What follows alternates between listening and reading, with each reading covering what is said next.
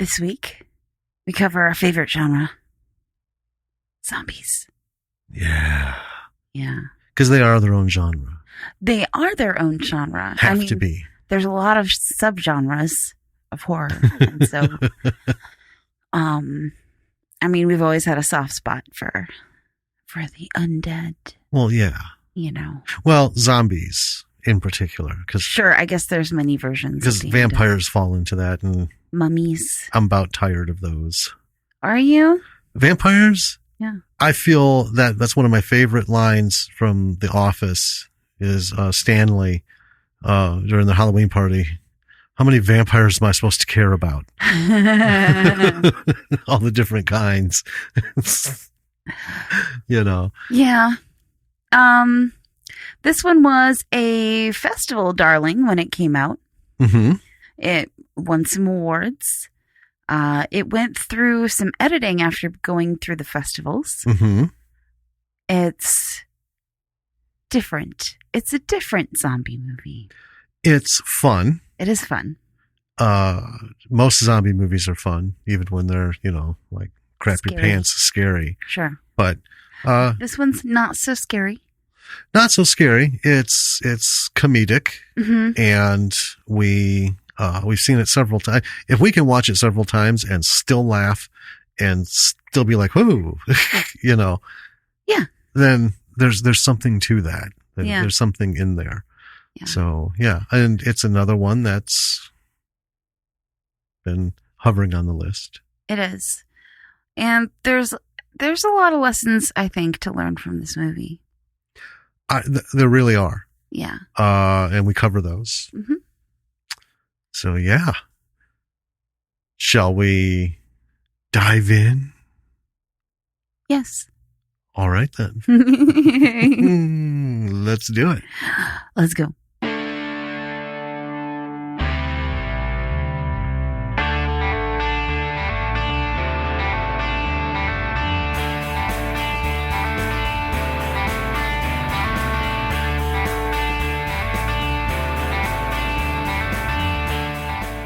Hey B-Siders, welcome to another episode of Stop It. Episode of Problem for the B-Side. This is Jim. This is Danny. And we have a sleeper film. Yeah. I mean, it's we've seen it several times already.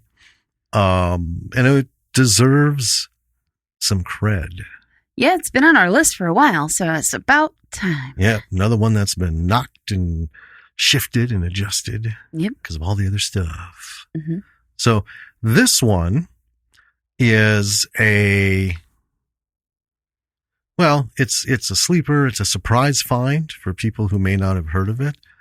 It is on Amazon Video, mm-hmm. and free with Prime. It's been there for a while. Well, originally, the first time I saw it was on Netflix. Well, and then yeah, Netflix lost it. but it's been on our list forever, Yeah. and it's been on Prime that whole time. So That's true. it's one of those that's held on. Yeah. Because a lot of stuff that we had on our list, we go back and we're like, oh no. Not only is it not True. free, it's not there. Yeah. Yeah. And it's a little older. I mean, it's not like old, but Right. But it's fun. It's funny. And it has the undead in it. our favorite. Yes. Why don't we jump into this? Tell us what it is. Well, this is a little film called Zombies. You have to say it exactly like that Yes, you do. because there are exclamation points in the title. Yes. It's very important. It's incredibly important. Respect the punctuation. Yeah. Yes. I'm nothing if not grammar conscious. So it was made in 2007, directed by Matthew Conan, written by Matthew Conan and Sean Conan, starring Matthew Davis, Juliana Robinson, Michael Grant Terry, Betsy Butler, and Colby French. It was not rated. No. The budget was estimated to be about $1 million. Mm-hmm. So not a huge budget, but they had some cash.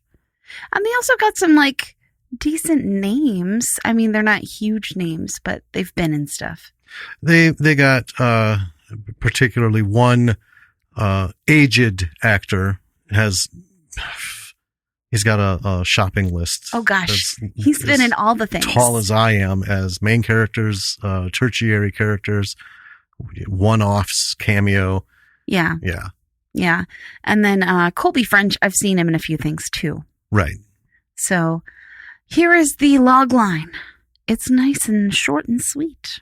Bring it. Turning the zombie film on its head, this film is an oddball comedy from the perspective of the brain-munching monsters themselves. Yes. It was originally called Wasting Away, so that's not a good title for this movie. No. It's kind of depressing. And I wonder when it was changed, because that title would not have drawn me. No. Even with the one sheet that they have. Right. It's like, Yeah. I mean, when you hear like Fido, if you don't know, someone says, oh man, I watched Fido over the weekend. Well, first thing is a dog. That's what you think of. But you see the one sheet and it's a zombie and it's named Fido. You don't know anything else. You're like, I'm in. I'll take a peek, Well, I'm not going to lie.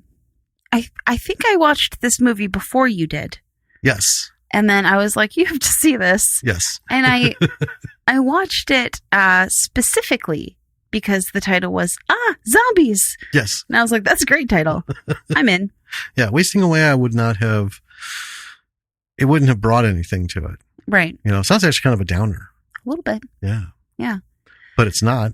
And this movie is not a downer. It's super fun.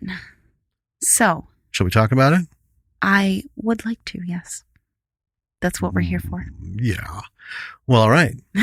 So we open with an Army bioweapons testing title for a grainy film. Looks like one of those military training films. Got a man sitting in a chair. We got a doctor who's injecting him with something. And then he turns to the camera, and as he's saying, we need to wait 24 hours for blah, blah, blah, blah, blah, blah, the guy immediately starts seizing. And his even though it's black and white, his veins glow green.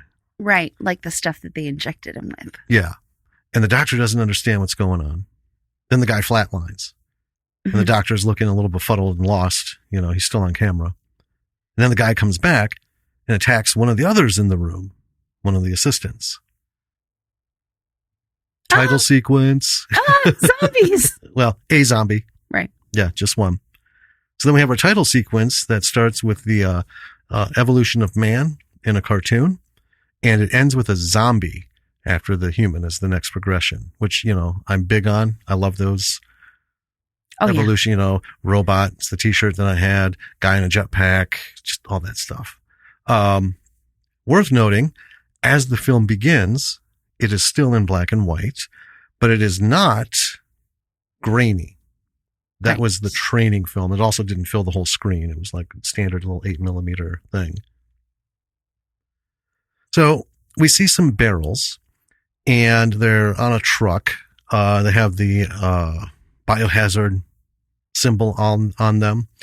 And the doctor from the video is putting labels on the barrels that say bulk baby formula. Yeah, bulk. Yeah. And these things are filled with the chemical that turned that guy into a zombie. So then we have the truck leaving, and a barrel of the chemical rolls off the back, and we have a lot of cutscenes as it's literally rolling through town, up curves, through the park, over things, down the street. Yeah. It's a little like rubber, except a barrel. Yeah. Oh, we got to get that one on. It's coming up. That's on the list. It's on the list. Yeah. It's coming up soon. Maybe we can bump it up. Rubber. I love that one. So it rolls into a parking lot towards the back of a bowling alley and comes to a stop, pops open, spills out, and this bright green liquid against the black and white starts flowing, and it's next to a whole stack of soft serve base. Yes. And of course, it's getting in the box on the bottom. So after that's going on, we have a guy walks out, Tim. We know because it's written on his shirt. Yep. He works at the bowling alley, and it does say Tim. Yeah. Super easy. He picks up the soft serve, takes it into the bowling alley. We see him dump it into the machine. He's not paying attention. As he's dumping it, the soft serve base is now also green. Mm-hmm. Right? And doesn't know he's making a zombie soft serve. And we have our 4 friends. We have Tim. We have his friend Mike hanging out with him. Yep. Mike is eating a hot dog covered in nacho cheese. I mean, covered, like he dunked it. It's a hot dog bun. And inside the bun is M&Ms. And on top of the M&Ms... Oh, I thought the hot dog was in there. Nope, no hot dog. Just M&Ms. Okay. And nacho cheese. Wow. In a hot dog bun. I thought they were just like piled on top of the hot dog and then the cheese. Is it somehow better if there's no hot dog in it? No. I don't know that any of this combination makes it better or worse. And then we have Cindy, who is also an employee. Yeah. And then we have Vanessa, who is sitting at a table doing her thing. So, the 2 guys are talking to Cindy and Vanessa. And Tim seems kind of like the uptight goody two-shoes. And Mike is obviously the, like, fun, kind of crass. I initially labeled him macho friend. Sure. Because he just, Yeah, why not? That kind of guy. So as they're talking, some jerk bowlers kind of muscle their way in to try and get Tim to let them bowl early. There's a tournament that night or something. Right. We learn one of the girls is applying for a job with some criminal defense attorney. And she's filling out an application. And she's like real serious about it. As any of us would be doing to go to work for a high level. Right. Filling out a paper application. Yep. Like attorney to the stars level person. Sure. And so Mike decides that they need some beer. So he's going to go out back for the new beer kegs. Yep. And he comes back in and decides that he wants to try out a new food combination. So he mixes the beer into the soft serve base. Yes. In the ice cream machine. And calls it ale cream. And he's all about it. Yeah. And he has a little conversation with Tim, trying to get Tim to admit that he likes Cindy. Yeah. They've been friends for like 10 years. Yeah. Like all through the high school to up to where they are now. And I don't know how far back. It's the typical, tell her how you feel. Yeah. So he serves up some of the ale cream and it comes out lime green. And the film is still all in black and white. Yep. Except for this lime green stuff. Does not look good. And 2 times he's asked, does it look a little green? And Mike is like, no, it's just the light.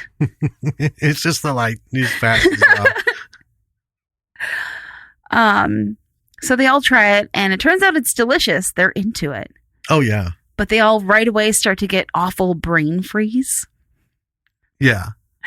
And then they seize up and collapse and, obviously turn into zombies because it's the stuff. Right. But I love the cheesy graphics of the green veins and them all like, whatever the word is, seizing around on the floor. Yeah. It's goofy. Yeah. But it's very reminiscent of like the 50s. Yeah. And they didn't have color back then. Right. So they did it with I'll just say with white. It wasn't really light. They actually, a lot of these things, and folks, if you haven't been watching your 50s and before sci-fi horror schlock films, gotta watch them.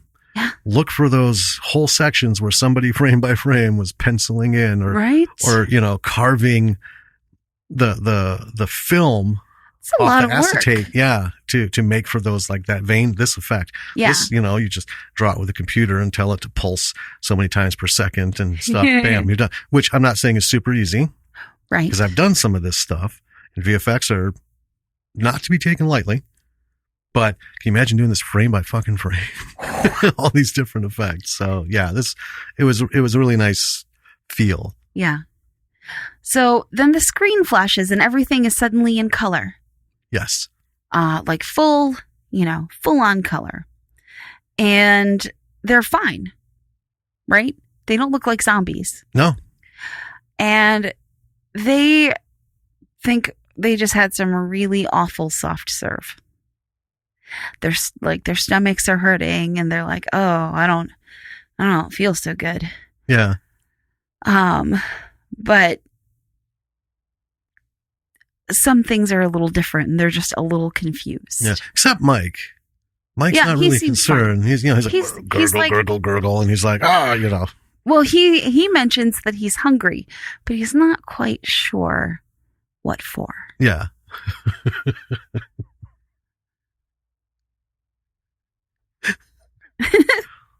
Foreshadowing.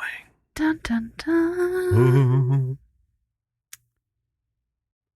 So Tim is concerned for his fellow employee / crush, Cindy. Vanessa tries to use her cell phone and then the payphone.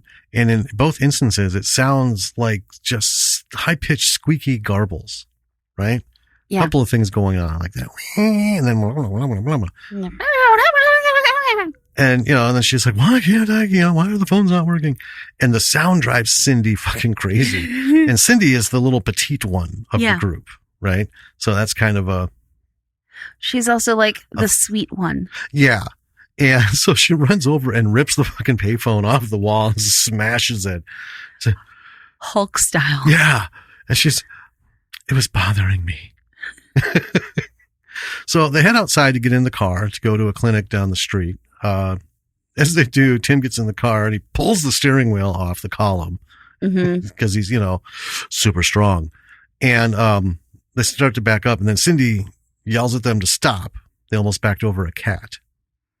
So she's like, oh, and she goes and she picks it up and she fucking bites into it. And there's like blood everywhere. Like she bit into a blood balloon. I killed Kitty Meow Meow. And of course they all scream. What the fuck? And now we're black and white again. Yeah. So now we see our quartet roaming down the street as zombies. Mm-hmm. And I always chuckle thinking about it. So they're doing their zombie shuffle and Tim's zombie walk is by far and above the best. It's amazing. It is just the fucking best. Oh my God. You come up on some gangbangers, right? Mm-hmm. And so we see them sitting there and they're just smoking cigarettes. Like, look over and here come the foursome. And with Tim out front doing his weird, it's like a weird take on the Shaggy walk. His pelvis is just way out there and and the way he's moving is ridiculous.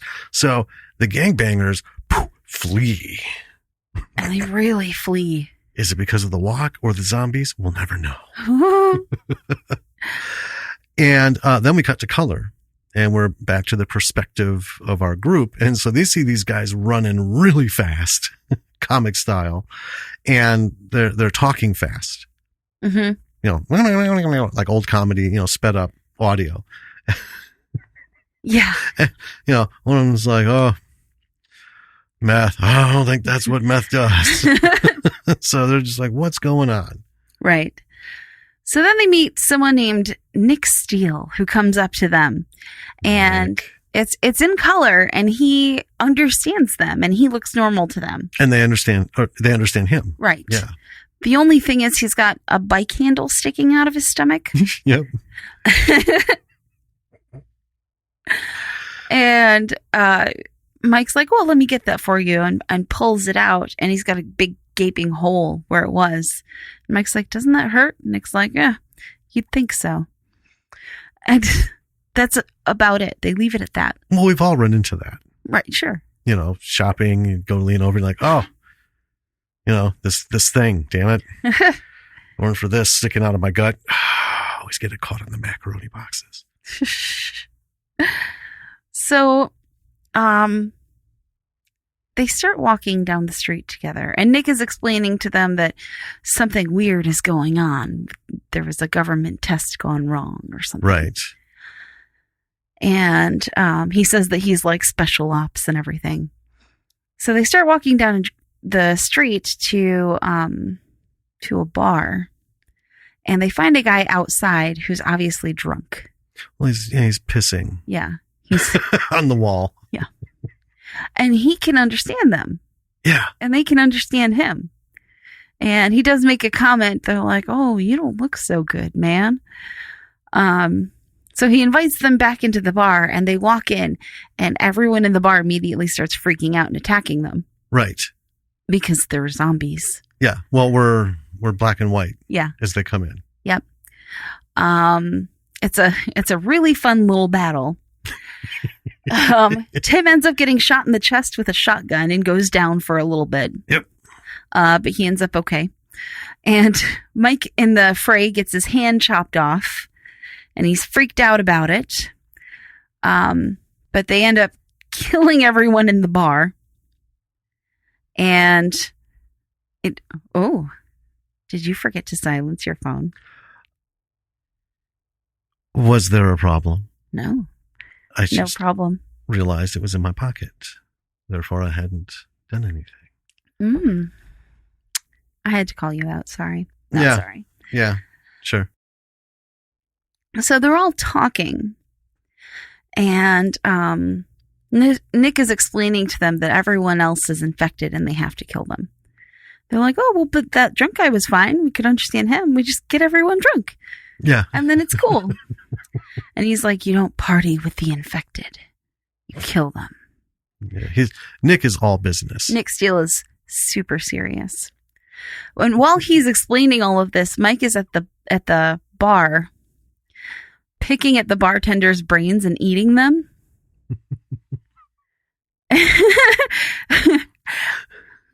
And they're like, dude. Are you eating the bartender's brains? And he just yes. Well, he's a little sheepish about it. Yeah. And he's like, I've never had anything like it in my life. And he also finds out that he can control his hand that was chopped off as though it is still attached to him. Yes. So this is so cool. He ends up taping it back on. Yeah. Which is kind of a waste, because if I had a dismembered hand that I could control, I would not tape it back on. I think I would, just for sake of, it's like putting your phone in your pocket or so you don't lose it. Well, yeah. Or in the old days, you got your phone in your belt holster, because, you didn't put phones in your pockets those days. See, when that happened, don't give me that look. Men especially. I know you don't have pockets. I can't solve women's fashion problems. I have no pockets. I know. I have these pockets. A lot of people put their phone in their bra straps. I don't agree with it, because that seems like the best place for it to fall. But, back in the old days, oh my God. Did you silence it? Yeah, I did before we started recording. Thank you very much. People had like keys and shit in their pockets, and the last thing you want to do is stick a phone in there, because they were kind of delicate back in the beginning, especially because you had to have the little antenna. Yeah. Or you weren't going to do anything. And those things popped off like nobody's business. So anyway, I would tape the hand back just so I don't errantly think of something and send it off. And then I have to figure out where my fucking hand is. Because if you can't see it, how are you going to be like, come back? You got to navigate it. And if you can't see it, I don't know where it is. I could have it walk into like a garbage disposal or something. And then I'm out of hand. A remote control hand. Yeah. But you just went through that whole thing and you didn't even listen to my plan. Which is, you keep it on your shoulder. Like Thing from the Addams Family. Yeah, but again, an errant thought. No, it stays on there. Well, you do what you want with your hand. You could give yourself a shoulder massage. I'm taping mine back to my stump. Fine. Fine. So they're all talking and they decide that they need to save the world. Yeah. By killing all of the infected. And Mike makes a brain margarita, because why not? So while this is all going on. Right. Yeah. You know, even death can't stop him from trying out his weird food combinations. Nope. So this movie is kind of like the reverse of Night of the Living Dead. It's really ridiculous. Night of the Living Dead was very serious in nature. Yes. Despite the fact that, you know. There's just some things you can poke at a little bit. Don't try having a conversation with Barbara. So they kind of go a little, what they think is like James Bondy, sneaking around, trying to stealth mode, hitting the jackal switch. And it goes back and forth between the color and the black and white. What they think they're doing and how they look as zombies. Right. And the shots of them trying to sneak around as zombies are really hilarious.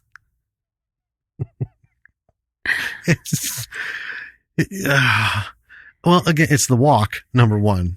Yeah. And then each of them has their own thing that they're doing. Right. Like Cindy, that actress is flailing her head around like somebody's hitting her in the head with it. Like Babe Ruth is behind her with an invisible bat. Bang, bang, bang. Just all these weird directions. And, you know, they managed to achieve the least inconspicuous look. I know. Well, and Vanessa is wearing heels. And as she walks, her ankle keeps bending. I know. And I was watching and I was like, man, I wonder if she like sprained her ankle doing this ridiculousness. I didn't think of that. You know what I thought of? What? Remember the Barbie video I made? God. With Lily's Barbie? Bendy ankle Barbie. Bendy ankle Barbie to the tone of Sail. So unsettling. But you kind of look forward to every transition in this movie between color and black and white because it's a super stark contrast. Yes. You know, visually and thematically. Yes. But there are little things that should clue them in, but they kind of explain them all away. Yeah. Because Nick tells them that they're super soldiers. Yes. Because they learned that he had the green stuff and they had the green stuff. And he thinks that it was dairy that made it safe for them and turned them into super soldiers. Yeah. Well, that's why you can walk around with, you know, things sticking out of your gut and be like, right. Oh, whatever. Yeah. So they can't feel pain. They're super strong. The parts of them are falling off, which Nick is like, that's just your body streamlining itself, getting rid of all the waste.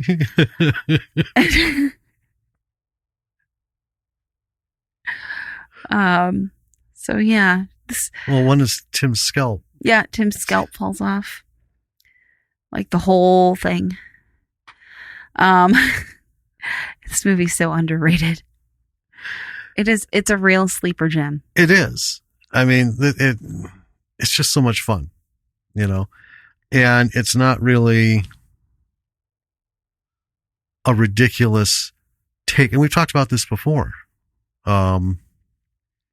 with, Blood Hunters, you know, everyone's trying to get a take on things, and people have gotten so many different takes on zombie films. Like Zombie with a Shotgun, that was a good take. Yeah. Right?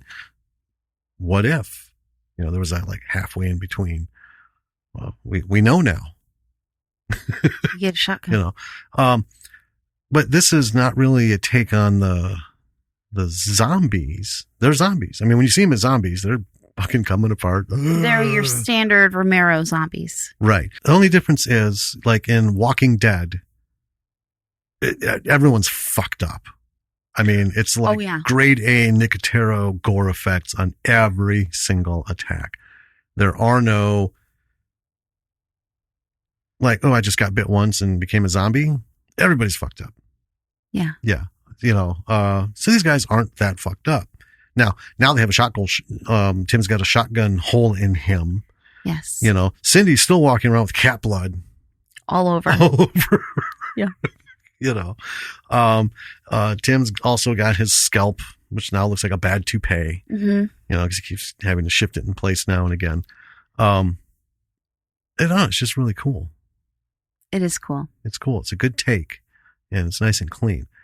And you know, what if there was anything left in a zombie? What do they look like to themselves? We've wondered. Well, yeah. You know, what is a fucking zombie seeing?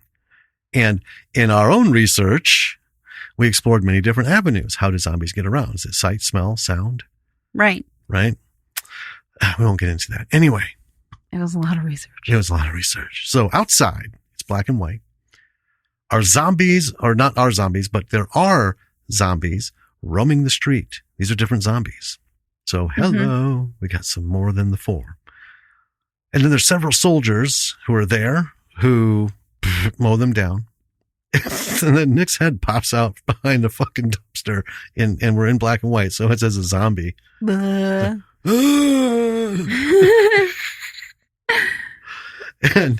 he and the crew are hiding, spying on what's going on. And they end up trailing some military honcho to a Mexican restaurant. Yes.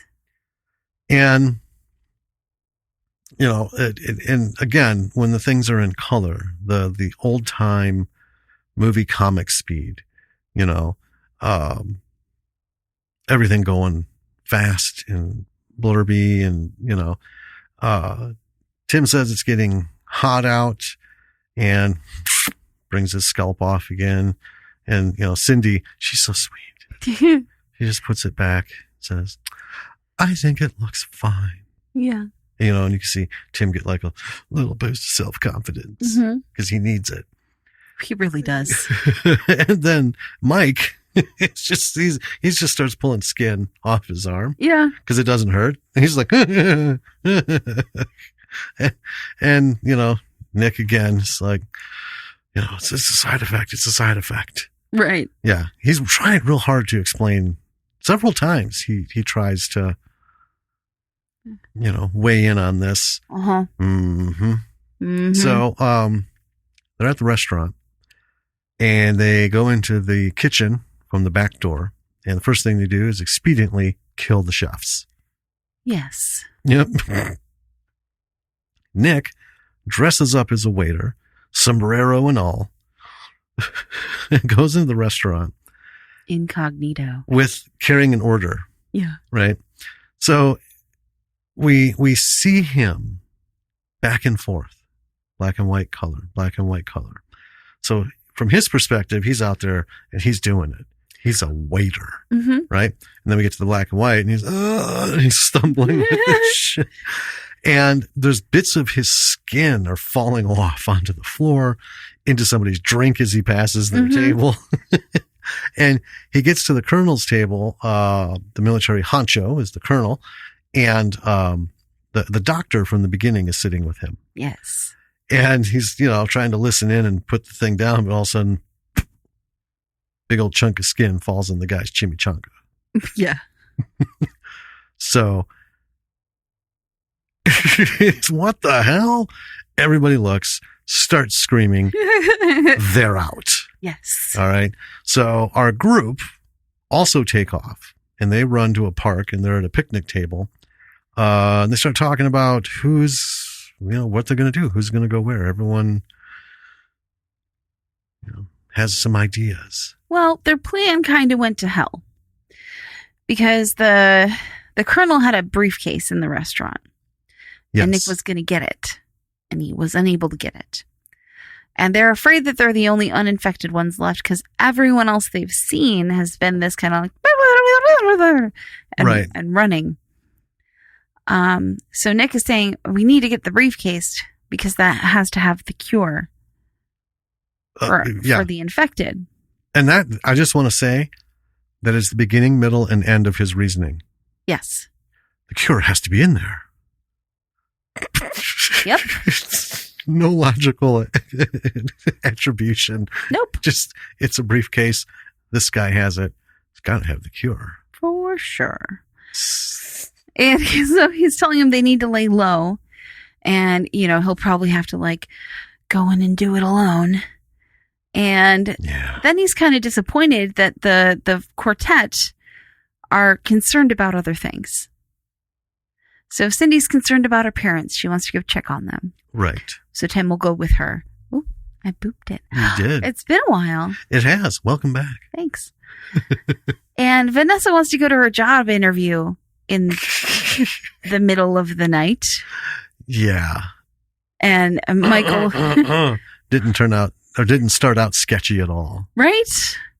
And Mike's like, well, I'm going with you because he is telling her that it is sketchy. Well, yeah, it's not. He's not going to have a conversation with you. He's been hinting at that, right, here and there. You know the kind of interview this is, right? Yeah. So they all start arguing, and then Nick yells at Nick yells at them, and he's like, "The mission over the man," and none of them really care. And then he leaves, and he's kind of like, "It's okay. I've always been a lone wolf." Yeah. Okay. So they all go off on their personal missions. I just got to say, I never once felt sorry for Nick.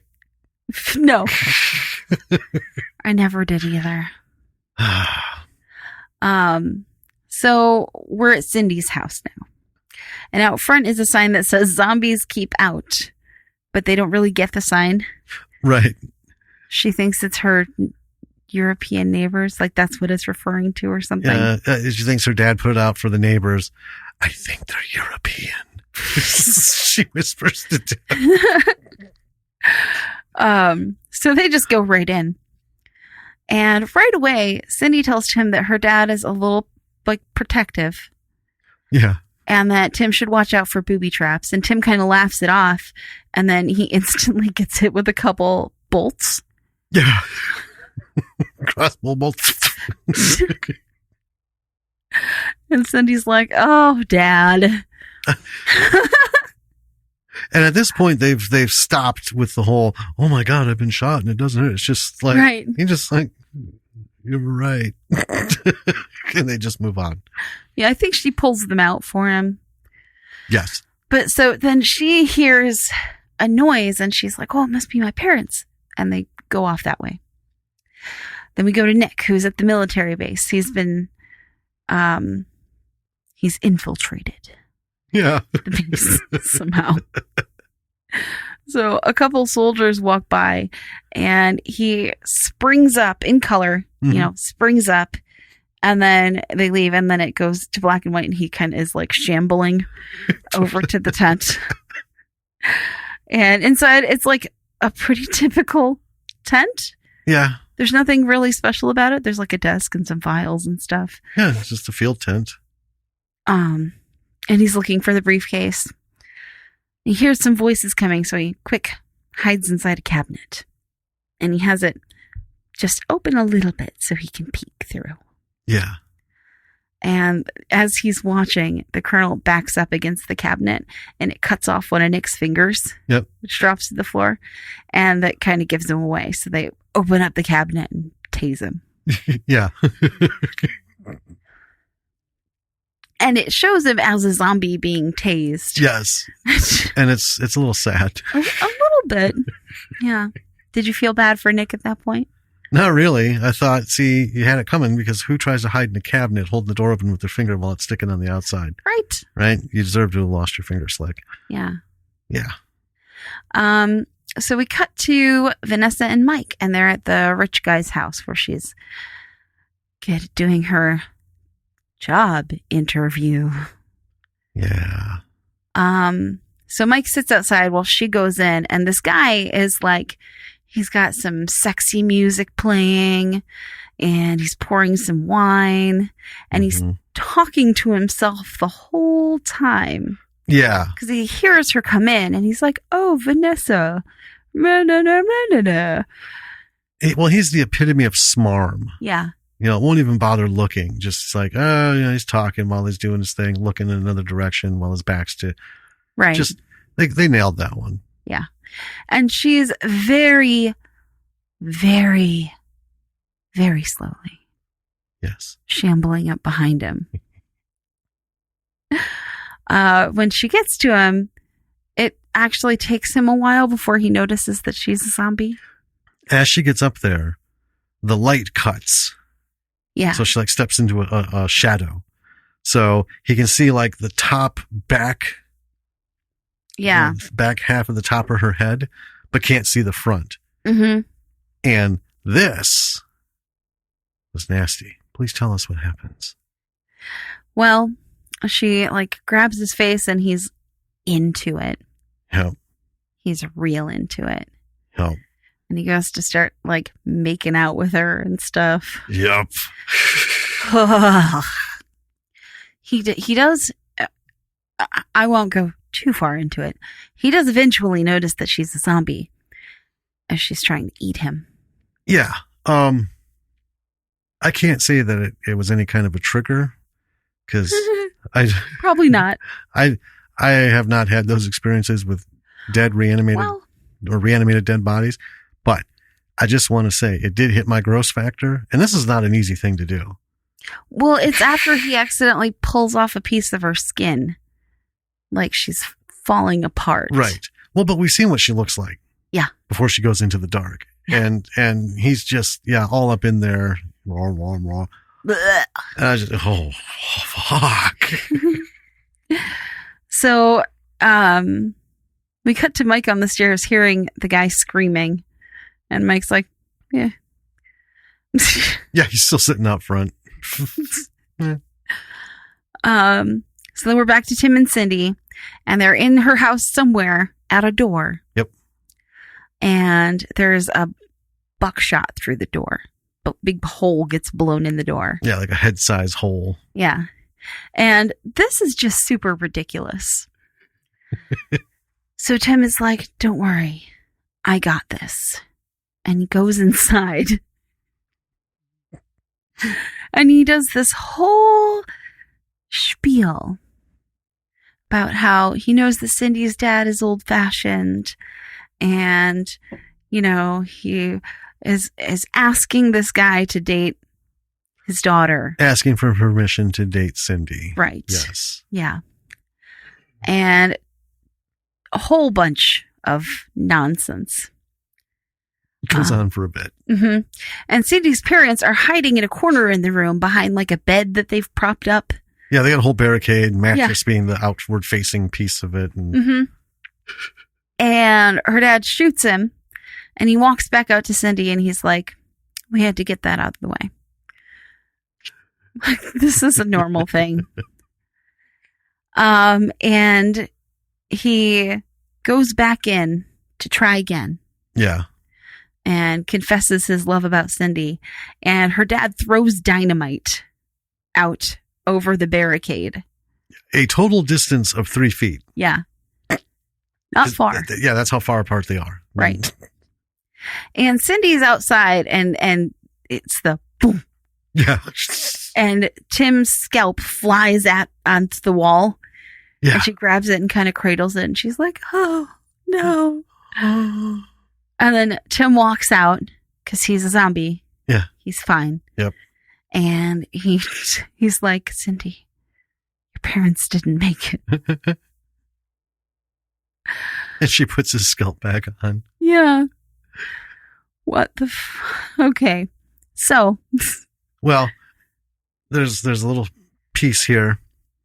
They start to get a little amorous. Yeah. At this point, her parents are dead. Tim just got blown up, but his scalp's back on. Oh yeah. Now all of a sudden, They're looking at each other and some things not much more comfortable to look at than what we just saw begin to happen. And they make sure it's uncomfortable. Yep. I want you folks to see it. I didn't even want to talk about it. I know. I had to mention that because. Thank you. Well, it's not the uncomfortableness. It's just, what a fucking time to think about. Let's get busy. Aren't you looking good? So then we're back at the rich guy's house for the interview, and he is hiding under a bed. Yes. Like terrified. And we see the heels that Vanessa's wearing kind of walk in, click, click, click, click, click. And underneath the bed with him is a blow-up doll. Yeah. Ugh. Yeah. So, she kind of like clops into the room and is about to clop out, and then the blow-up doll makes a noise. Yeah. And he's been caught. So the next thing we know, Vanessa's storming out of there. The front door. Yeah. The front door, and she throws the doll to Mike. Which is covered. The doll has got blood splatters all over it. Yes. Yeah. And Mike is like, I don't like blondes. And then he throws it aside and chases after her. Yeah. Never mind the blood. And like I said, we've passed the point where they're just not giving a shit about any of this now. No. This is just Tuesday. We're super soldiers, so why the hell not? All right. So elsewhere, we find Nick, who is strapped to a table, not unlike our gentleman from the very first few seconds of the film. Yes. Honcho, or the Colonel, and the doctor use some device to speak to Nick. It is an adaptive device that slows down speech to the brain wave frequency speed of the zombie brain. Right. There are things on his head that are either like speeding his brain up or just somehow. Well, it's doing both. It's like a translator. Yeah. And then when he speaks, it speeds it up so they can understand him. Mm-hmm. Right? Okay. Go on. I'm going to go on. So anyway, it's like I said, it's enabling Nick to function in real time so he can speak and understand these guys. And then we find out Nick is not special services. No. Not that I didn't have my doubts. Right. I don't think you have to be a clue finder. Well, to sort that one. And Vanessa, multiple times, because she grew up in a military family, was her fucking dad's a major or something, so she right away knows like all the, what platoon, what regiment and all this. And I'm like, fucking please. Anyway, he's a private. He's been a private for 10 years. A 10-year private. A janitor. Mm-hmm. Well, he did get PFC. Because it's private and then private first class. Yeah. Yeah. Anyway, a 10-year private still apparently has a code. And he starts ripping into the Colonel about violating the code. It's absolutely ridiculous. It is. It has nothing to do with anything. No, it doesn't. So the Colonel asks why they're getting a lecture on ethics from a zombie. Nick asks what the hell he's talking about. And Colonel asks, don't you know what you are? And then Nick, I'm a super soldier. So the Colonel and the doctor just fucking start doubling over laughing. And then they go back and forth on who's infected. Right. Nick and the Colonel. And finally, the doctor holds up a mirror. Nick sees himself as a zombie, and he is not happy. No. So he gets angry. He busts loose, kills a soldier who rushes in, and the Colonel and the doctor, they split. Yes. So now we're back to Tim and Cindy, who are acting all googly lovey-dovey. Because, in simple terms, as does anyone who is freshly fucked in the middle of an apocalypse while things are happening. Mike calls them out on it. And I just want to say You're going to say it, aren't you? I'm going to say it. Oh, boy. So they didn't actually, because it's, as they were getting amorous, just before they cut away before, you hear, like something hit the floor and they both look down. Yeah. So, it comes out that, Tim's dick fell off. Yeah. And there's a little bit of talk about sort of like that Marie Claire type of,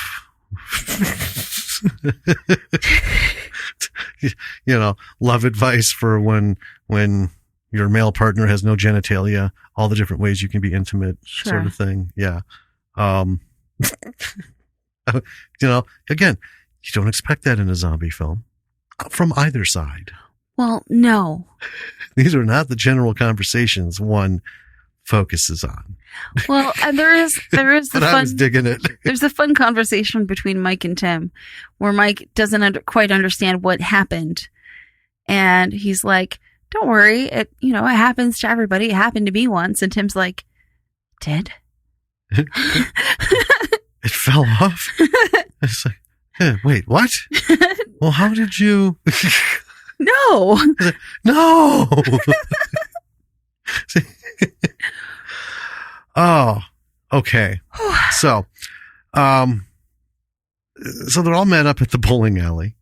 They're putting off going into the bowling alley through the back door because they're just, it's like, last time we went into a place, all this shit happened. And then out comes an employee. He's clearly drunk. And then he's not sure what he's seeing. It kind of goes back and forth from black and white to color, black and white to color, black and white to color. And then there's a big blur and we settle on color. He sees them as normal. And we find out he's the owner. Mm-hmm. So he tells Tim to get his ass back to work. Yeah. And Tim says to the other guys, I'm going to get back to work. And he just fucking rolls in there. I know. So Mike and the others say they'll go with him. The guy grabs kegs, takes them in. The women follow. Inside, it's black and white. So we see the douchebag bowler from earlier who tried to break in, gave Tim a hard time. Or push his way in, not break in. Super drunk with his team. Everybody's drunk. And this is kind of a little dig at bowling leagues. A little bit. I bowled. And yeah, it's not a lie. It's fair. I can't remember one person being not skunk drunk. Yeah. At the end of it. And I wasn't drinking. So I had just decided, no more booze. And yeah, it was I didn't bowl the second season. No. It's not about the bowling, folks. So they're all ripped. One of their teams sees Tim and Mike. One of the guys. Or one of their team. Yeah. Who isn't drunk. Right. Sees, and he splits. Sees Tim and Mike. And he takes off. And the other two are just like, what the fuck? And they look over and they see him as normal. So, it's been established, being drunk allows you to see them as normal because it slows down your brain to zombie speed. Right. But nobody else looks like they're going blah, blah, blah, blah, blah, because they're all talking to one and right. Anyway. So, one of the douchey guys comes up to Cindy and starts hitting on her. Mm-hmm. She's covered in blood. Yeah. Oh, and then Tim steps up. He's macho now.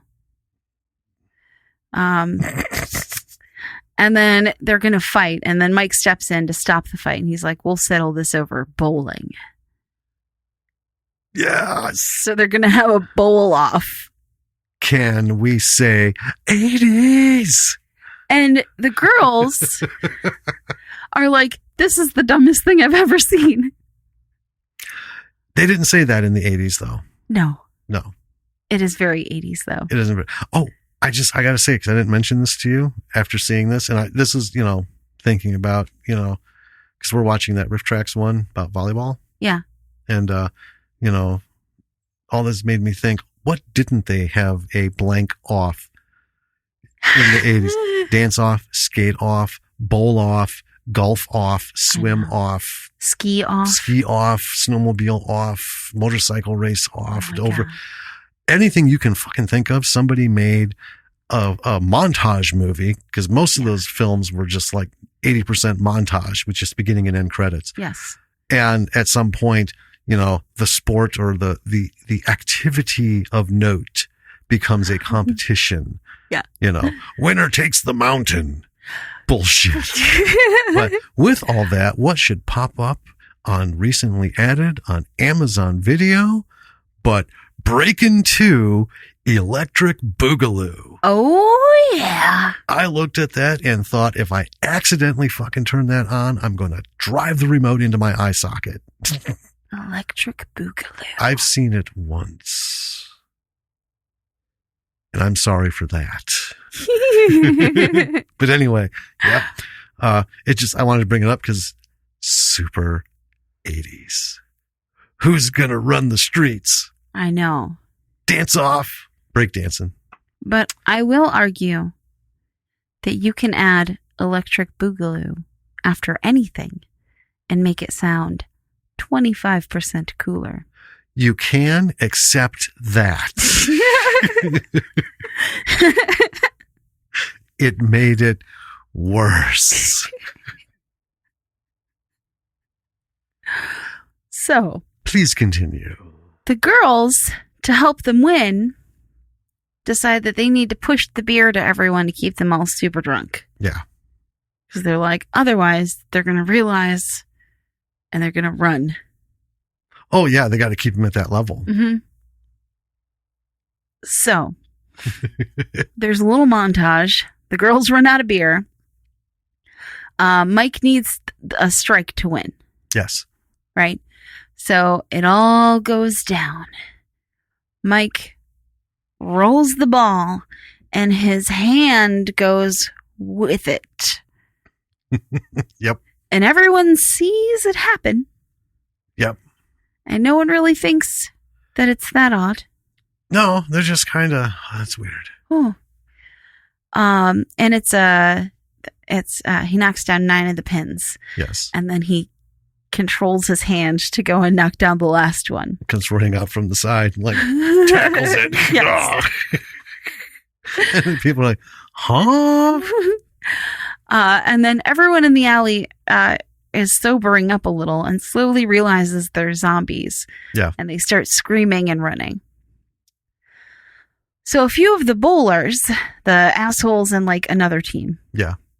start fighting our quartet. Yes. And I'm not going to go through the whole fight choreograph step by step, No. but highlights. Yeah. Tim rips off a guy's arm and beats him with it. Mike's head gets cut off and ends up rolling down a lane Yes.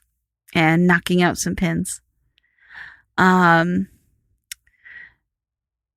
Tim uses his hair, his like scalp that comes off, in the middle of the fight Mm-hmm. to clean some nacho cheese off of Cindy. Because Yeah. someone threw it at her. Yeah. So, Nick ends up joining them. He runs in and joins the fray and kind of helps them nip all these infected in the bud, right? Yeah. And Mike's head gets returned in the ball return. So they've killed all the bowlers.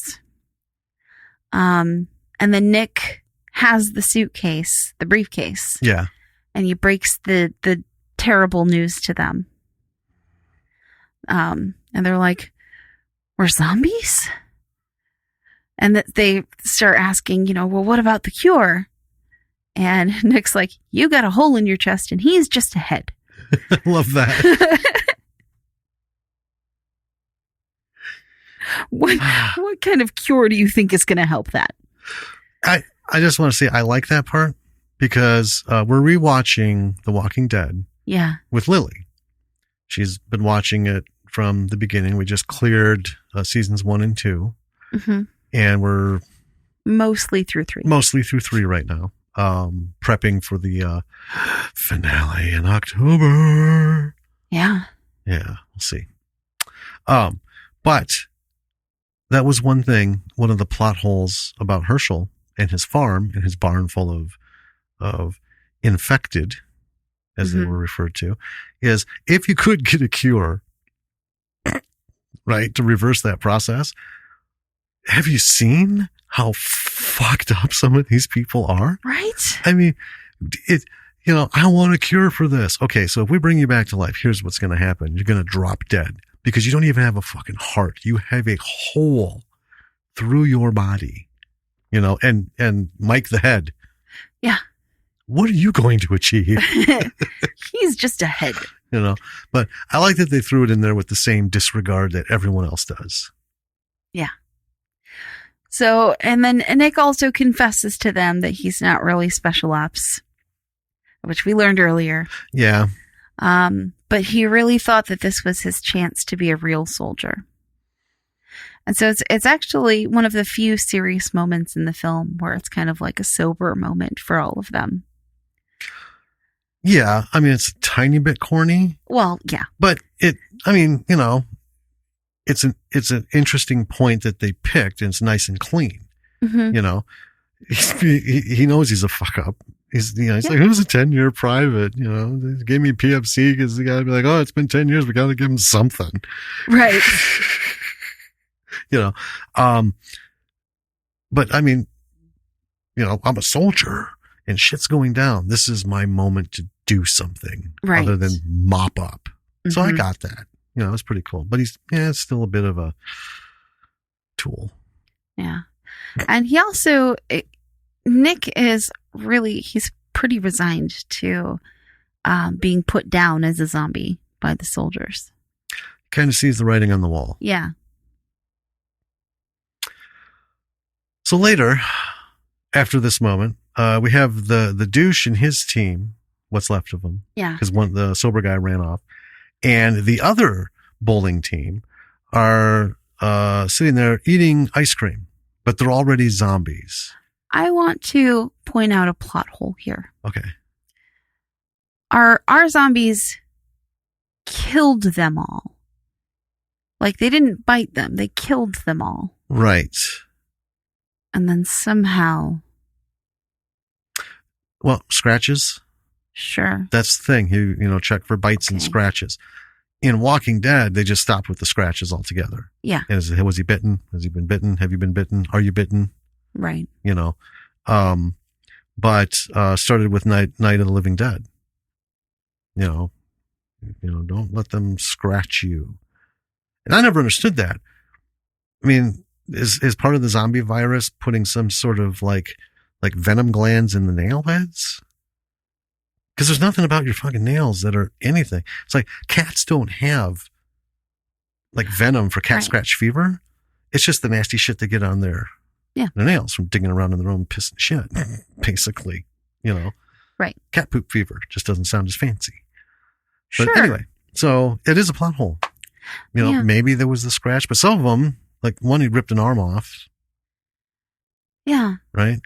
So even if he scratched him while ripping the arm off, the rest of the body's okay. Yeah. So I don't know. Anyway, sorry. Anyway, but you know what? You just glide right by it. That's fine. So there are a bunch of zombies eating the fucked up ice cream. And Mike is giving a small work together speech. Yeah. As a head. It's pretty awesome. Yeah. The other zombies aren't into it. They leave. And then there's sirens outside. All of a sudden, cops are coming in. They see the other zombies and start shooting. And then our crew just fucking takes off. Right? They take down the cops. Mike gives another unity speech. Yeah. Yeah. And his unity speech works because he's now a head. He's the head. Mike the head. The head of this really tiny horde of zombies. Yeah. And in his speech, it wasn't so much, let's go and get them. And, it was, let's go out to the desert and start a zombie commune. Right. That was what got them all on board with him, I guess. And Vanessa grabbed a bowling bag, a ball bag? A bowling ball bag. Seems like there should be a shorter name for that. Bowling bag? Ball bag? I don't know. Whatever it is. You know what I'm talking about. Yes. She cut holes into it for him so she could carry him around and he could see out of it. Yeah. So she pops his head in there and they leave the bowling alley. And there is a little shot as they're leaving that I was like, ooh. And you can see the green sheet that they put in the bag. The green behind the eye holes. Right. Yeah. To CG his eyes in there. But they must have missed that. They didn't, yeah. shot. I mean, they did pretty good. Oh, they did. I mean, it actually looked really It did. impressive. Mm-hmm. But yeah, that one scene, the VFX guy just, either he was like, I'm just done. Or they ran out of money. Or Right. they just, and that happens. Sometimes they miss it. Yeah. You know, and just to be fair, in Dune, right, the 1984 version of Dune, with Kyle MacLachlan and Go on. anyway, so much spinning. So the Fremen are supposed to have blue eyes. They didn't have the ability to do those effects, so those were all hand colored. And there's a couple scenes where their blue eyes all of a sudden cut to this and like, oh, what happened to their eyes? They're not blue anymore. They don't have that blue Yeah. thing going. So yeah, and that bitch was expensive. So before you watch this movie and go, what's up with the fucking guy who didn't put the eyes in the bag? Hey man, somebody got paid buku bucks and jacked it up. Yeah, this guy's probably working in a 2-seat studio. What do you do? You just roll with it. Anyway, they need a plan to get out of the town because it all seems to be kind of centered in this town, and the military have set up roadblocks around it. So they need a plan to get out. And Tim is like, well, you know, what do we look most like? So they end up piling into a truck and pretending to be corpses. Mm-hmm. Because, I mean, it's a pretty good idea. Well, I mean, it's what they are. Yeah. Psh. And Nick dresses up in like this, it's not quite a hazmat suit, but it kind of covers all of him. Right. And he's driving. And there's a couple of moments where as he starts, you know, it's a bit bumpy. Yeah. And they're all like, dude, what the hell? And he's like, I'm a zombie. Give me a break. Yeah, he's not working the clutch fast enough. Right. So they get up to the checkpoint and a guard is kind of checking if they're dead, you know, and they seem to be. So he tells them to go through. And as they're getting past the checkpoint, they go over a bump and Mike's head in a bag bounces out of the back of the truck. So they have to stop and, you know, the quartet, all of them get off the truck for some reason to go and get the head. And the guards spot them. Second boop. I really am back. You are. That one was with some gusto and verve. Wow. Okay. And so the guards spot them and they all run away. But they're not going to outrun the guards. And all of the other zombies are just in the truck, which has rolled away down the street because Nick didn't engage the emergency brake or anything. Right. Oh boy. So, our little group runs off and there's like a picnic table in the middle of nowhere. Well, they're near a toxic dump. Right. And what better place to find a picnic table in a green space is, 20 yards from the entrance to the toxic dump. Mm-hmm. Cha-cha. So, they're trying to figure out what to do. And Mike, muffled in the bag, says something, and Vanessa pulls him out, and he's got a grenade in his mouth. Right. And Nick translates for him as he's garbling his way with the grenade in the mouth, essentially saying that he'll buy them some time and blow up the guards Yeah. so they can get away. And Vanessa ends up keeping Mike's hand. They all end up running. Mike gives a pretty rousing little, kind of speech that's translated through Nick. Yeah. And then Mike's head on the table. He's trying to wrestle the pin out of the grenade with just his teeth. Well, yeah, with his mouth. He's Yeah. just twisted around. He ends up getting it. And while they're running away, you see in the background the yeah. And then they end up catching up with the whole truck full of zombies. Mm-hmm. And they're like, what are you guys still doing here? And they're like, Mike told us to play dead. So that's what we did. Wow, that speech really got to him. Yeah. So they get the zombies out of the truck and they're trying to figure out how they can get past the guards who are now alert. Yeah. Right? That they've tried to get out. And Nick decides that, he can't let Mike's sacrifice be the big one, I guess. Well, he can't be outdone. Right. Yeah, we're getting into a little bit of dick measuring here. A little bit. Yeah. Yeah. Like, I'm a soldier. This is, it's my fucking bag. Yeah. So he's like, you guys go. I'll distract them while you guys run. And so he goes up to where all the soldiers are in the road. And are you thinking how to describe his moves? Well, yeah.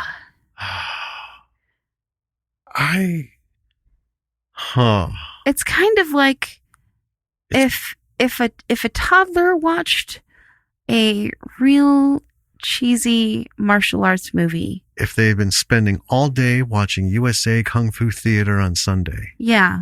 Yes. And then tried to imitate it. Yes. That is what is happening. It looks like Mac from It's Always Sunny. Yes. With his... It is exactly that. It's Mac. Because that's what he looks like. Yes. A toddler. Yes. Yep. So that's his distraction. Well, that's when it's in color. Yes. That's how he sees himself. I know. It's that bad. And then they go to black and white. He's just like lurching. Yeah. So, yeah. Oh, and we're left with that lasting impression. It cuts to much later, and Zombie Town is alive and well. Mm-hmm. It was just the saddest and funniest thing to see. Oh my God. So we see them in black and white. So we see the zombies, right? Roaming in their little mecca. But everything's good. It's all good. They have two little shrines to Nick and Mike. Yes. And then we're not done yet. Not quite. Everything cuts. We cut back to Nick, and it's in color. He's strapped to the bed again, and he's laughing. Colonel and the doctor are there. Colonel says, Nick will wish he'd never been born. And Nick laughs. The music rises. There's a little bit of an exchange, and we're out. Yes. And that, folks, is zombies. Ah! This was it was a really fun take on the genre. Mm-hmm. And I felt like it was done really well. It didn't feel... I mean, it was super campy and super cheesy, but it didn't feel like it was those things just for the sake of being campy and cheesy. No, I mean, this was all around. You can tell it was a full circle approach. Right. Right. The humor was meted out at a certain level. Yes. Because that's where they wanted to have it. And it was pretty consistent. Yeah. It's not like shit got suddenly campy and then there was like hardcore, Buster Keaton type, Charlie Chaplin comedy, and then, we're stuck with Will Ferrell comedy. Right. And it wasn't like Velocipaster, which was just stupid for the sake of being stupid. Oh, I disagree about Velocipaster. I think it was stupid because they just had no fucking clue. I was so disappointed in that goddamn movie. Anyway. They were trying too hard. I don't know if they tried at all. So anyway. But one of the things that I felt like this movie did, and it's, it's something that isn't played with that often in movies nowadays, but they're purposeful playing with color. Yes. It was very creative. It is.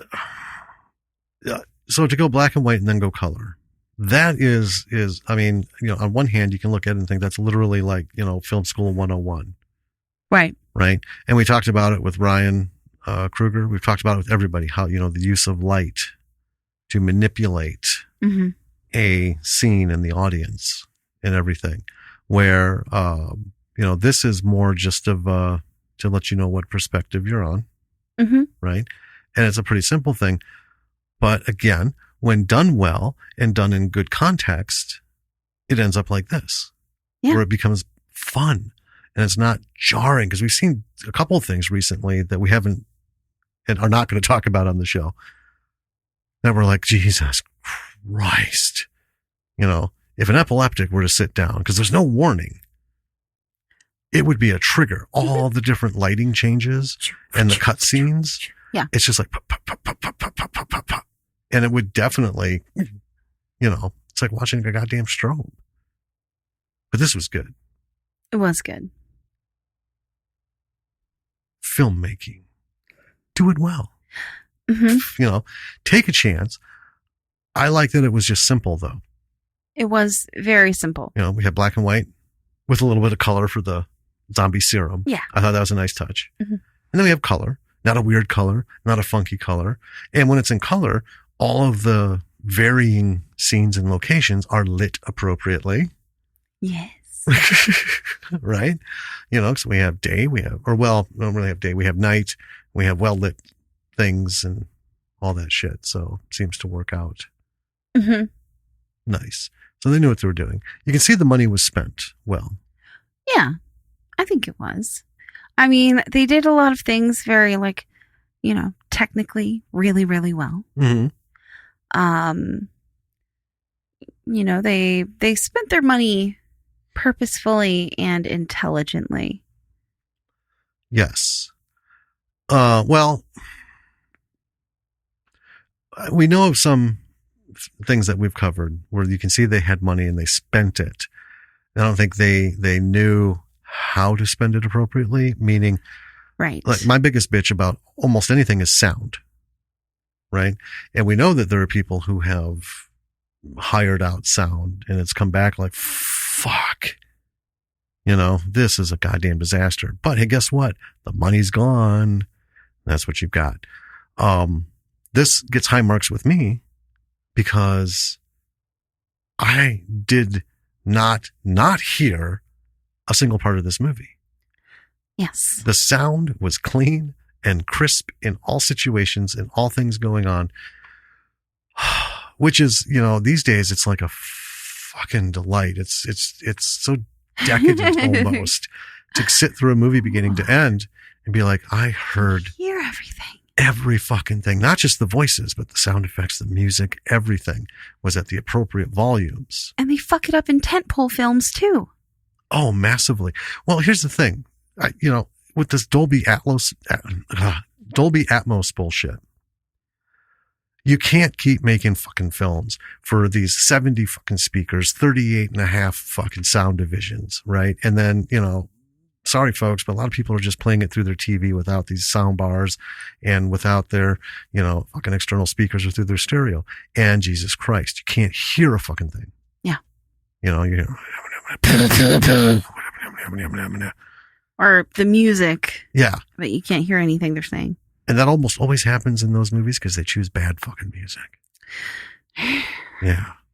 Interestingly, Thor Ragnarok rocks. Fucking great. Sounds awesome. I love that movie. You hear everything the way you're supposed to, and the music is fucking fantabulous. Yeah. So goofy. I love it. So, A, plus on the sound and sound design. Everything worked good. There was decidedly less squishy sounds. Right? Yeah. Like even in the bar, the fight scene at the end. Yeah. And I'm okay with that because, love Walking Dead, but it's to a point where it, shit just doesn't sound like that. There is no state of decay that the body could undertake, animated or not, that you plunge a knife into it and pull it out and you get those sounds. I was noticing in an episode, the episode we just watched. Yes. There's a scene where Michonne's talking to Merle, or Merle's talking at her and she's just ignoring him. She's doing some crunches. Yeah. And the sound effect that they put in for her breathing doing the crunches was really bad. Yeah. It was like, shh.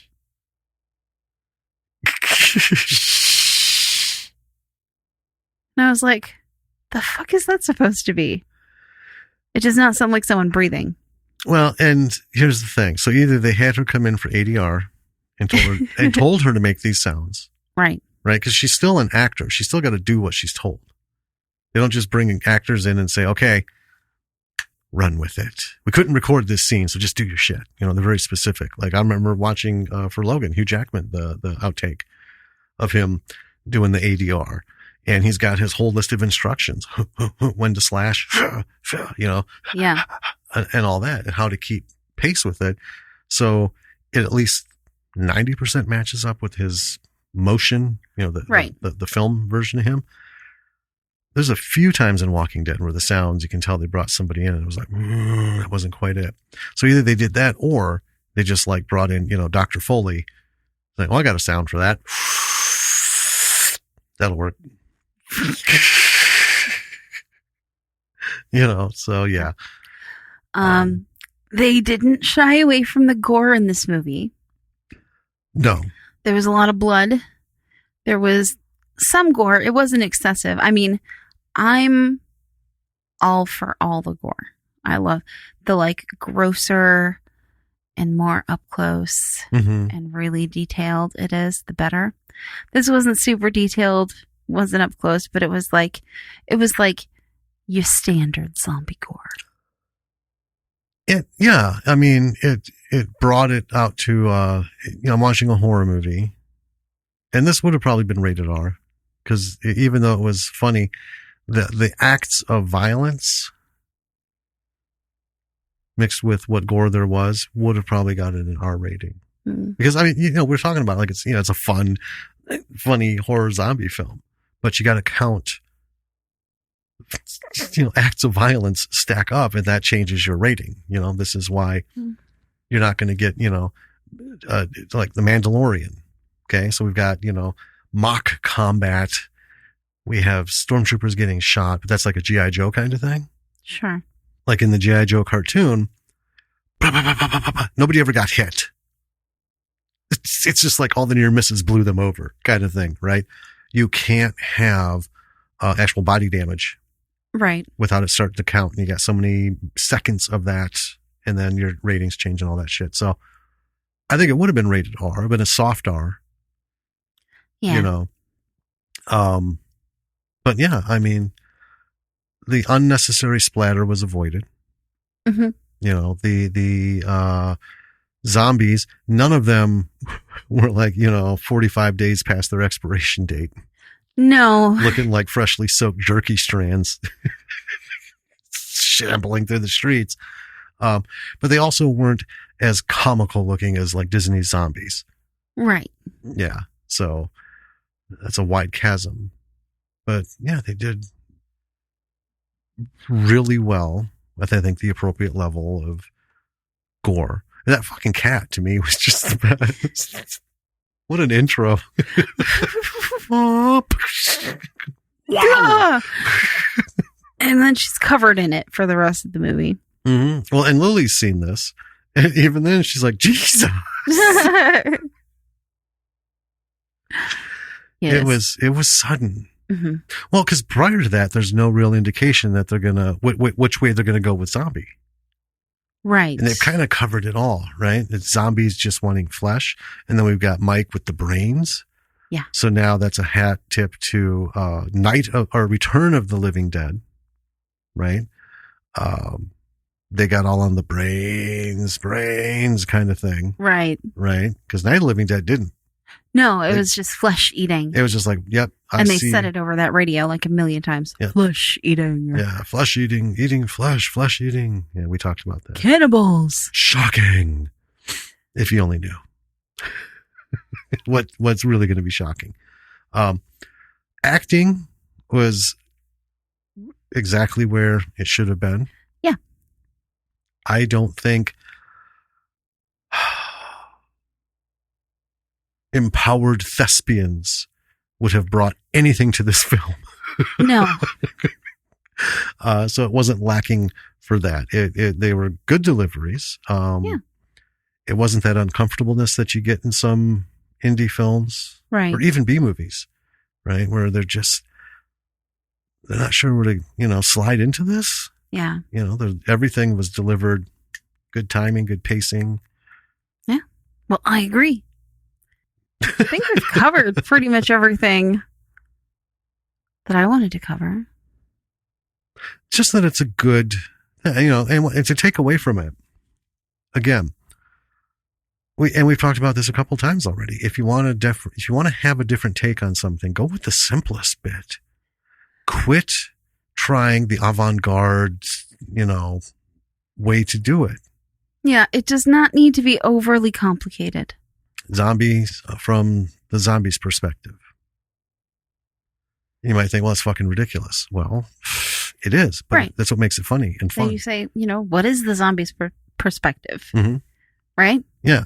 And gotta remember, horror, because again, in case someone's listening for the first time and hasn't heard us say it the other 1,000 times before this, horror is the most produced indie B film ever.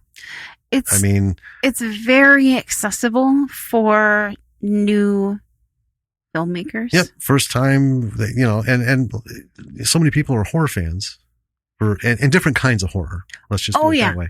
There's 16 million different kinds of horror. Right. And that's the whole thing is, so you want to think of this horror film, or even if it's a zombie film. It doesn't have to be hack and slash. It doesn't have to be gore fest. Right. It doesn't, there are so many different ways to approach things that you can take, this would be, and I know that, this has been done.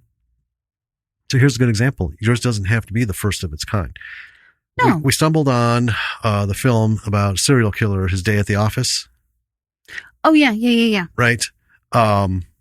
Or he's serial killer is kind of more like Ted Bundy. He's like a Jason wannabe or Mike Myers wannabe. Sure.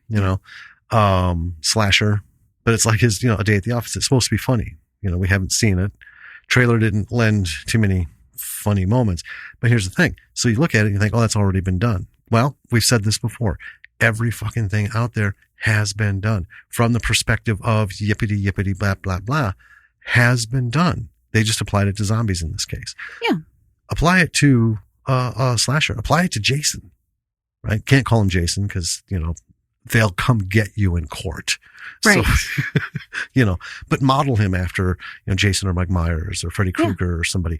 And from their perspective. And that doesn't mean, please God, don't do a first person view. They've done a few of those movies and no. I'll play a video game for that bullshit. When I sit in a theater, I expect you to give me more. Yeah. than Skyrim. God damn it.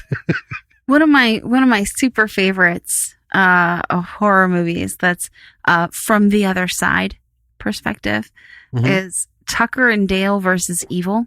Yes. Oh my gosh. What a fun ride that was. Well, and it's not from the perspective of the evil. Right. But it's also not from the perspective of, the last man standing group. Victims, right. It's a different take on the slasher genre. Yeah, it's the casual bystander, right? I love it because if you think about all these movies, okay, so like Halloween, what are those fucking homeless? Because these are all, kids, teens, right, getting butchered. Mm-hmm. And let's just look at it from a grown-up perspective. Do you know the amount of fucking paperwork for insurance that's going to have to go down for all the blood and body parts and the shit that this guy has left behind in all these different houses while the parents are all away? For some reason. Right? A whole block of parents are like, it's Halloween. We all have high schoolers and younger. Let's all just fucking run and leave them to themselves. Yeah. And it just so Screw them happens kids. Mike Myers came back to town. He's like, oh, I know this block. Yeah. So, It's the block of terrible parenting. yeah. So, what do these guys have to do with it? Or the guy, what if you live next door where this shit's always happening? The cursed house. Everyone has films about cursed houses and shit. What about the fucking guy next over the fence? Yeah. Oh, God damn it, not again. So that's Tucker and Dale is kind of like having to deal with this tertiary shit. People it keeps happening Around them. Around them. Yeah, not to them. And the kids think that they're the killers, but they're just a couple of guys. Who aren't smart enough to pull it off. Yeah. But yeah, that's a good example, turn things around just simply by shifting perspective. Mm-hmm. Don't, again, stop with the avant-garde shit. Please, I'm asking because I've been thinking about the last few episodes. I've been talking about jump scares and I'm just going to go on an all-out campaign. Just fucking stop with the jump scares. All right. Unless you're making a rated R film for 6-year-olds, stop with the fucking jump scares. There's way scarier shit. Way more intelligent, creative ways to bring that same racing heartbeat to the audience. Yeah. Without I don't trying to keep going, boo, every fucking 3 minutes. Boo, boo, It is really, really tough as a horror fan to find a horror movie that is scary. Lately, there have not. That is like a really lot. scary. That's why that's why I like horror movies, is because it's an adrenaline thing, right? Right. That's why, I don't know, that's why I started liking horror movies, but now I like horror movies because there are just so many different kinds out there and they don't necessarily need to scare me, but the ones that like really truly are very scary are increasingly rare. Well, yeah. Well, so let's look at what we've got. We got found footage, right? Found footage is the thing. The jump scare, and we have the paranormal, which comes in both of those and its own little canister. Okay. Right. I think about all the movies that have come out. So It Follows. Do you remember all the fucking lauding that it got? So scary. That's part of the problem, because It Follows is not new, not innovative. We have seen 20 and 30-year-old indie and B movie films, shit films, right? The 99-cent pile films, many times where they did it for budgetary reasons. Yeah. And not all of them were great.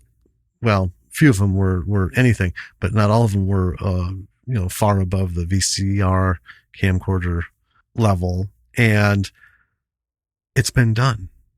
So that wasn't innovative, not being able to see, the thing, to have this whole thing. And I don't know. I wasn't really a fan of It Follows. I wasn't at all. I was pissed. And I watched it because I was like, maybe a really scary one. Well, yeah. We sat down and took 2 hours out of our life and for,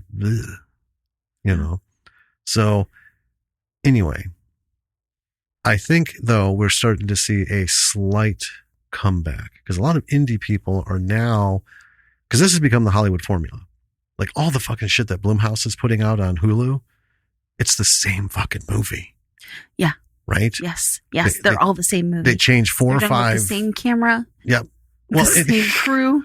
And they change 4 or 5 lines in a script and they Mhm. just make a new movie out of it. It's the same boring. You cannot cookie cutter horror films like that No. and make them that fast. Even fucking Asylum doesn't pump shit out that fast No. in their day, right? Now, granted, they were like hovering, waiting for what's the next big thing so we can latch onto it, make a cheap copy of it and pull it in, you know? And that's their formula and it fucking works. Well, and they've moved a little bit past that now to where they're coming up with their own stuff. Well, they used to, that was kind of like what it was. Mhm. And then I think what they now is they found a balance of, okay, it's been a little bit. I don't see anything on the horizon. Let's make a movie. Yeah. What do we got? Bam. Finish it up. And then sure enough, blockbuster. All right. Let's parody that fucker. Yeah. And then, and let's make that other movie. It's time to make another Sharknado. But yeah, I was real excited about the Blumhouse name several years ago because they became a name of interest when, you know, we were looking to pitch.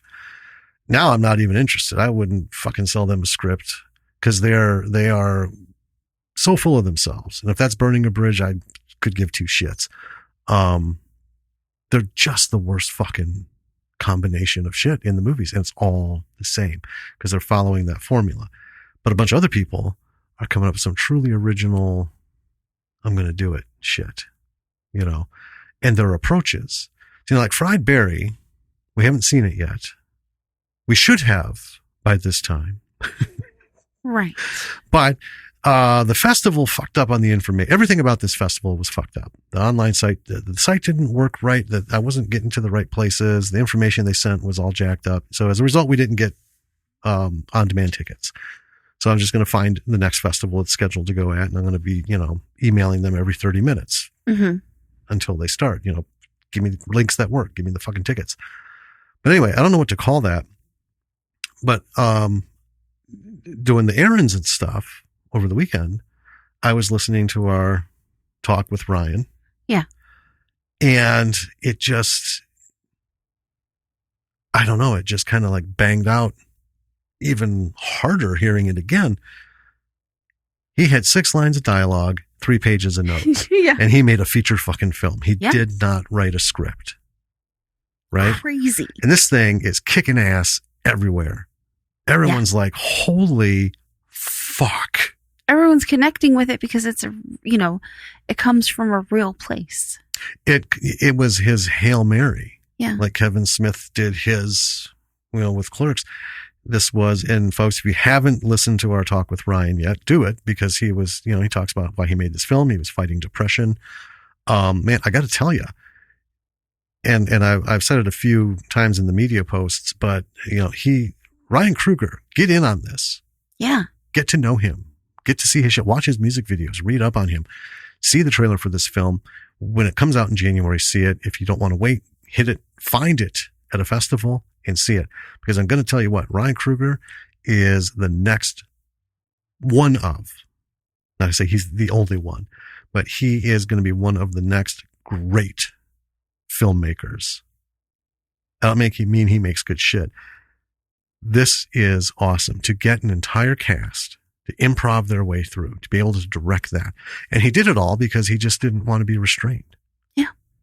You know, he needed that he was literally fighting for his life. So there are people out there, new filmmakers, you know, I hope you're not dealing with depression. I mean, that's not, you know. Well, I mean, and you know, if you are, this is a real depressing time. It is. So. But you know what? Think about this. Think about what he did. You know, if it's hard to write a script, you know what? What have you got to lose? Write down your idea. Come up with a few like things that you know, if I made a movie, it'd be cool if, you know, there was this moment where someone said this, bang, bang, bang, bang, bang. Do what he did. Write it down. Right? and then film around it. take your pain, take your psychoses, whatever it is that you're dealing with, whatever shit is heaped on your shoulders, and use it for your art. You know, it's the old Shakespearean thing. Let loose the dogs of war. Let loose the dogs of creation. Mm-hmm. Let them run rampant. Have control by letting go of the control. Be a true creative and just, it's like taking a brush and a canvas, closing your eyes with like 5 different colors of paint. Just dip and splash, dip and splash, dip and splash. And then when you're done, look at what you got and go, fucking did that. Boom. You know, run with it. Yeah. Anyway, so that's a kind of a side on what shit horror has been put out there. Zombies. Delightful little indie film. Yes. I think the big lesson to learn from this is, you know, take something, everything's been done. Don't worry about what's been done before. Mm-hmm. Take it, whatever it is that you want to write about, and make it your own. And have fun with it. Yeah. If you need to. If you want to do something different, do a perspective shift.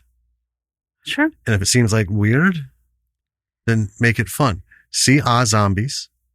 Zombies. Sorry. Yeah. Oh my gosh. I'm busy talking. Oh. Gentlemen Broncos. Napoleon Dynamite. The films that I really love. Local Hero. You know, Lost in Translation. Lost in Translation is not so much a comedy.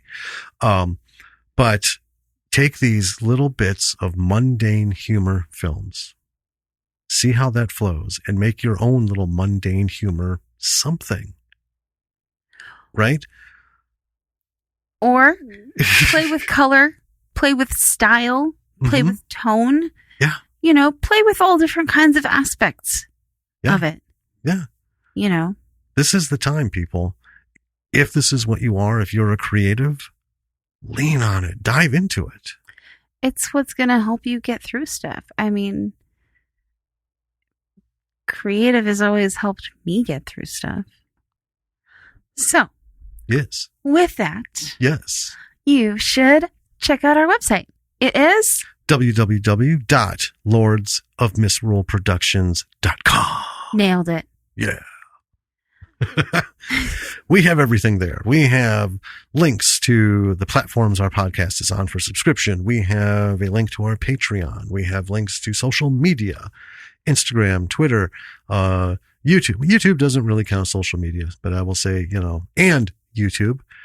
We don't record our episodes on video anymore. It's too much of a pain in the ass, but all of our past stuff is back there. And, we will be putting some stuff up there here and there. So, you know, there's a link to it if you ever care to look. Email links. Want to email us about the show? If you want to email us about something you've done, you know, talk to us about it or get us to see it. And maybe we'll have you on the show so we can wrap it out. Yeah. I have a list, by the way, too. One of our Twitter followers, won't say his name yet, but he's not without a list of accomplishments. Sure. Is asking us to check out like his favorite bits of his work and see how it goes. Nice. Yeah. Cool. Saw that today. I'm Johnny on the spot. I love when you tell me about things while we're recording. Well, I just thought of it now. But well, until it becomes a thing. I mean, all the little things that I get rolling in, we'd be like all night talking about shit that we'll never hear about again. You know, I have to filter and I have to cycle. You know, you can't polish the rock with one turn. You know, let that bitch sit in the garage for a week. Go find us on social media, like us and follow us. Check out our posts, check out our past episodes. We have some really, really cool ones. Particularly, I would recommend interview ones. Yes. But, I mean, I like all of our past episodes. So, you know, check out stuff that you think is interesting. Well, I think it's all there. Interviews, check out it says in the interview why we're interviewing them, the movie. The project. We have an episode on that, so maybe hear that first, and then you know what we're talking about. Sure. Also, see all the movies that we're talking about. Yeah, check them out. Support indie film. Mm-hmm. If you like this podcast, please check out our Patreon. Patrons get cool stuff. Also, rate, review. Yep, rating first. I'm more interested about ratings. Yeah. We'd love to have reviews, but whatever your platform is, please leave a rating on the show page because you know how it goes. It takes, less than a minute to rate or review a podcast, and it really, really, really helps us get noticed by other people who might be interested in our podcast. It tickles the algorithms. So your rate or review or both could help other B-siders find the B-side. Yeah, there we go. All right. So we will talk to you next week with another something. Heck yeah. And until then, this is Jim. And this is Danny. And we're going to be out of here for now, folks. Bye.